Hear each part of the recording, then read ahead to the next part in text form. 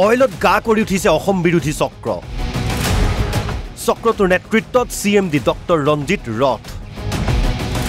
অইলক লুটি পুতি খাইছে অনা অসমীয়া চক্ৰটোৱে দুলীয়াজনৰ ক্ষেত্ৰীয় কাৰ্যালয়ক ক্ষমতাশূন্য কৰাৰ ষড়যন্ত্ৰ 3 দিন পূৰ্বে অইলৰ শীৰ্ষ মহলৰ এটা অংশৰ এনে চক্ৰান্তৰ কথা NB নিউজত সম্প্ৰচাৰ হৈছিল অইল ইণ্ডিয়াৰ যেটো ক্ষেত্ৰীয় মুখ্য কাৰ্যালয় মোৰ সন্মুখতে আছে দেখব আমাৰ ভিডিঅ' জাৰ্নালিষ্ট এটো যেটো ক্ষেত্ৰীয় মুখ্য কাৰ্যালয় অৰ্থাৎ ইয়াৰ পৰা অইল ইণ্ডিয়াৰ গোটেইখিনি দুলীয়াজন অইল ইণ্ডিয়াৰ গোটেইখিনি কামকাজ ইয়াৰ পৰা উৎপাদনৰ পৰা আৰম্ভ কৰি সকলোখিনি ইয়াত কামকাজ প্ৰশাসনিক কামকাজখিনি ইয়াত হয় কিন্তু অতি শেহতীয়াকৈ এটা খবৰ আহিছে যে এই যেটো অইল ইণ্ডিয়াৰ ক্ষেত্ৰীয় মুখ্য কাৰ্যালয় ইয়াক ক্ৰমান্বয়ে পাৱাৰলেছ অৰ্থাৎ ক্ষমতাহীন কৰি অনা হ'ব আৰু সমগ্ৰ কামকাজ দিল্লীলৈ হস্তান্তৰ কৰা হ'ব আমাৰ সেই কথা সত্য প্ৰমাণিত কৰি পোহৰলৈ আহিছে ন তথ্য অসমৰ জাতীয় উদ্যোগ অইলৰ দুলীয়াজানস্থিত মুখ্য কাৰ্যালয়টো কেৱল মাত্ৰ নাম ফলক থকা এটা কাৰ্যালয়লৈ পৰিণত হোৱাৰ দিশে গতি কৰিছে য'ত কেৱল কামৰ দায়িত্ব থাকিব আৰ্থিক লেনদেন আৰু সিদ্ধান্ত লোৱাৰ ক্ষমতা নাথাকিব অসম আৰু অসমীয়া বিৰোধী এই অনা অসমীয়া বিষয়ৰ চক্ৰটোৱে অইলৰ নিৰ্মাণ কাৰ্যৰ বিত্তীয় লেনদেনৰ কেন্দ্ৰীভূতকৰণৰ দুহাই দি সকলো বিত্তীয় ক্ষমতা দুলীয়াজনৰ পৰা লৈ যোৱাৰ প্ৰস্তুতি চলাইছে খবৰ অনুসৰি অইলৰ গাণনিক বিভাগৰ একাউণ্টছ পেয়েবল বিভাগটো সদ্যহতে গুৱাহাটীলৈ স্থানান্তৰ কৰিব পৰৱৰ্তী সময়ত লৈ যাব দিল্লীলৈ ইয়াৰ ফলত বৃহৎ ঠিকা আৰু ঠিকাভিত্তিক যান বাহনৰ বিলৰ কাম বাহিৰৰ পৰা নিয়ন্ত্ৰিত হ'ব তাৰোপৰি কন্ট্ৰেক্ট এণ্ড পাছেজেছ আৰু মানৱ সম্পদ বিভাগ দুটাও লৈ যোৱাৰ পৰিকল্পনা কৰিছে ইয়াৰ আঁৰত আছে অসমীয়া বিৰোধী বুলি দুৰ্নাম থকা অইলৰ CMD ডক্টৰ ৰঞ্জিত ৰথ অভিযোগ ডিব্ৰুগড় জিলা টাই আহোম ছাত্ৰ সন্থাৰ সাধাৰণ সম্পাদক ৰূপম গগৈ ইয়াৰ পৰা যিটা মূল আসলে ক্ষমতা আছে এই ক্ষমতাখিনি কৰ্তন কৰি এটা ক্ষমতাশূন্য একেবাৰে পাৱাৰলেছ এটা প্ৰতিষ্ঠানলৈ পৰ্যবেক্ষণ কৰিবৰ কাৰণে ইতিমধ্যে কুচকাৱাজ আৰম্ভ হৈছে আমি সৰু টাই আহোম ছাত্ৰ সন্থা ডিব্ৰুগড় জিলা সমিতিৰ স্থিতি একেবাৰে স্পষ্ট কৰি দিছোঁ অসমৰ তৈল সম্পদ খাৰুৱা তেল অসমৰ গেছৰ দ্বাৰা এই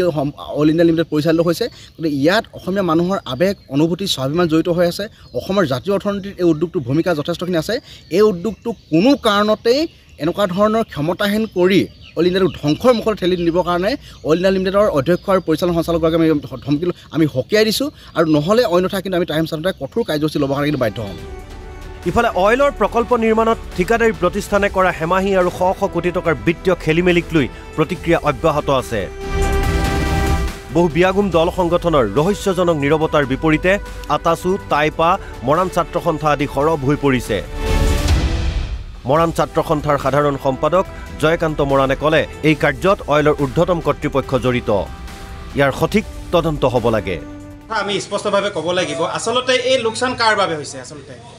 বৃহৎ বণিক গোষ্ঠীক ঠিকাসমূহ গতাই দি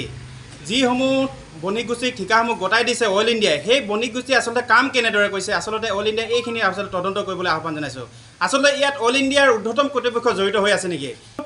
সদৌমৰাণ ছাত্ৰ সন্থাৰ স্পষ্ট কথা অইল ইণ্ডিয়া লিমিটেডে কৰি অহা বৃহৎ জালিয়াতি আৰু কেলেংকাৰী তদন্ত হ'ব লাগে ইয়াত যদি কোনোবা ডাঙৰ বিষয়া জড়িত হৈ আছে তেওঁলোকৰ ওপৰতো তদন্ত ঘোষণা কৰিব লাগে মৰাণ ছাত্ৰ সন্থাৰ সভাপতি পলিন্দ্ৰ বৰাই ক'লে একাংশ বিষয়াই নিজা স্বাৰ্থৰ বাবে এনে কাম কৰিছে ভিতৰৰ বুজা পৰা কথাখিনি তেখেতলোকে মিলাই লৈ আমাৰ ইয়াত যে কোনো লাভ হোৱা নাই যিটো কেগৰ প্ৰতিবেদন প্ৰকাশ কৰিছে আমি দুখিত হৈছোঁ যে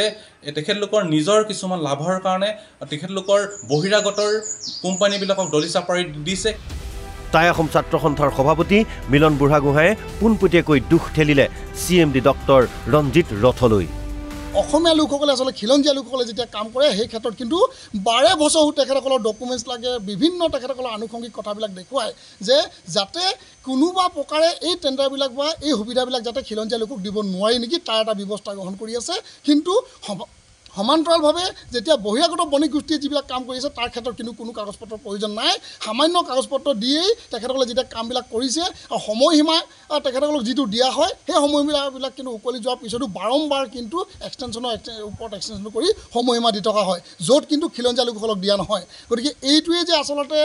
অনা অসমীয়া লোকে CMD পদত বহাৰ কাৰণে আজি এই ঘটনাটো ঘটিবলৈ পাইছে এই কথাটো কিন্তু স্পষ্টভাৱে প্ৰমাণ হৈছে আমি ভাৰত চৰকাৰক আহ্বান জনাইছোঁ যে এই কেগৰ যিটো প্ৰতিবেদন আছে আমি যিখিনি কথা কৈ আছোঁ সেই কেগৰ প্ৰতিবেদন সন্দৰ্ভত ভাৰত চৰকাৰে নিজৰ স্থিতি স্পষ্ট কৰক